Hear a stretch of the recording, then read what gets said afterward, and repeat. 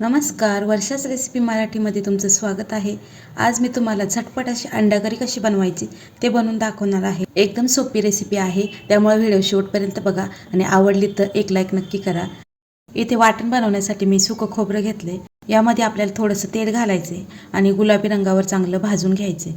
खोबरं भाजून झाले ते एका प्लेटमध्ये काढून घेऊया। 2 चमचे धने घेतलेत, ते सुद्धा आपल्याला छान भाजून घ्यायचे। याला आता काढून घेऊ। त्यानंतर मी 2 मोठे आकाराचे कांदे असे उभे पातळ कापून घेतलेत, ते सुद्धा आपल्याला छान गुलाबी रंगावर भाजून घ्यायचे आहेत। आता कांदा बघू शकता एकदम छान भाजलेला आहे। खूप जास्त काळा सुद्धा करायचं नाही, याला असा थोडासा गुलाबी रंग आलाय। यामध्येच 2 टोमॅटो बारीक कट करून घेतलेत, ते घालायचे।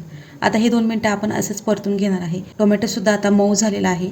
आता यामध्येच लसूण पाकळ्या आणि आलं टाकायचं आहे। आता हे सगळं थंड करून घ्यायचे आणि मिक्सरला थोडंसं पाणी घालून आपल्याला एकदम बारीक असं वाटण करून घ्यायचे। आता इथे एक पॅन गरम व्हायला ठेवला आहे। यामध्ये 2 चमचे तेल घालायचे। आता तेल गरम झाले, गॅस मध्यम ठेवायचे।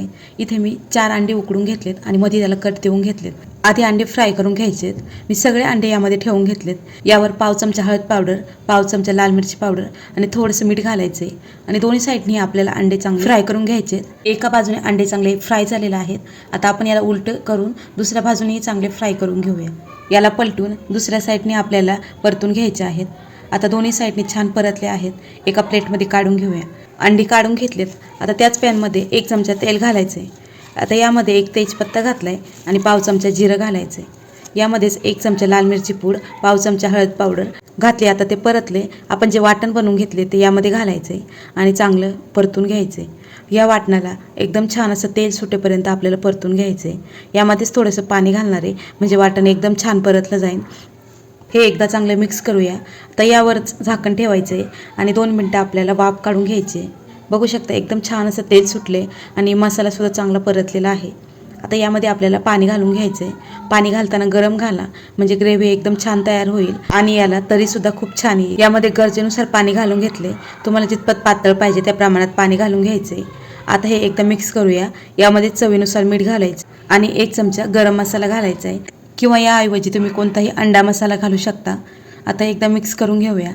आता ही करी आपल्याला छान अशी उकळून घ्यायची आहे। याला आता चांगली उकळी आली, आपण जी अंडी फ्राय करून घेतली ती यामध्ये घालून घ्यायची आणि त्यानंतर झाकण ठेवून आपल्याला 5 ते 6 मिनिटं हे मीडियम गॅसवर असं शिजू द्यायचं आहे। आता 5 मिनिटांनी बघू शकता एकदम छान अशी भाजी बनवून तयार झाली। वरतून कसुरी मेथी टाकायची, याने टेस्ट एकदम छान येते। यावरच बारीक चिरलेली कोथिंबीर घातली आणि आपली अंडा करी बनवून तयार झालेली आहे। झटपट आणि टेस्टी अशी अंडा करी बनवून तयार होते। तुम्ही सुद्धा एकदा नक्की ट्राय करून बघा आणि रेसिपी कशी वाटली हे कमेंटमध्ये नक्की सांगा। आवडली असेल तर लाईक करा, शेअर करा आणि चॅनल नवीन असेल तर सबस्क्राईब करायला विसरू नका। पुन्हा भेटू एका नवीन रेसिपीसोबत। तोपर्यंत धन्यवाद।